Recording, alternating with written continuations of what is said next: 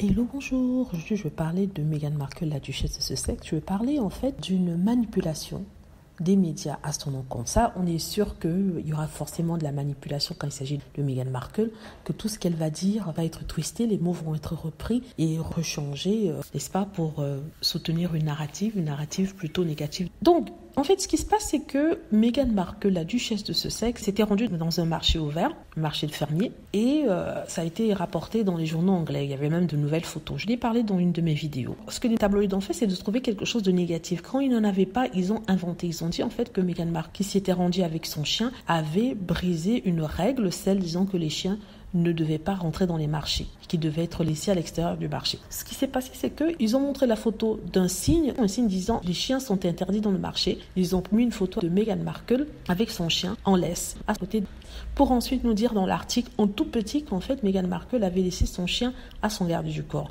Mais le problème ne se trouve pas là. Déjà, ils ont joué avec les mots, ils ont joué avec les images pour faire croire une chose alors qu'elle ne l'était pas. Mais le pire dans tout ça, c'est que la photo de la signalisation annonçant l'interdiction de chiens n'était pas celui sur le marché où Meghan s'était rendue.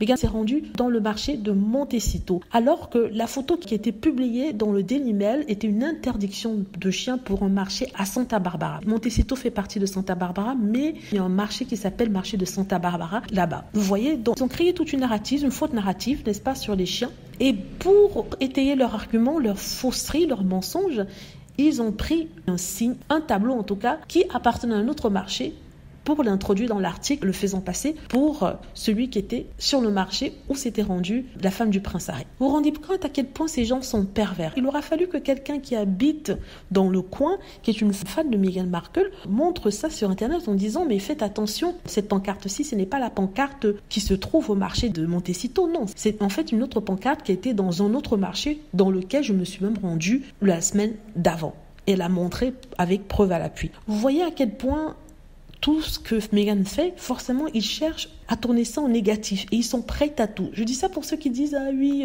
Meghan Markle fait toujours ceci, elle fait toujours cela. » C'est pas vrai qu'on invente sur elle. Ça, vous avez un exemple ici. Voilà, dites-moi ce que vous en pensez. J'espère que vous avez aimé la vidéo. N'hésitez pas à cliquer sur like si c'est le cas, à vous abonner pour plus de vidéos et à cliquer sur la petite cloche afin d'être averti lorsque je poste une nouvelle vidéo. Merci.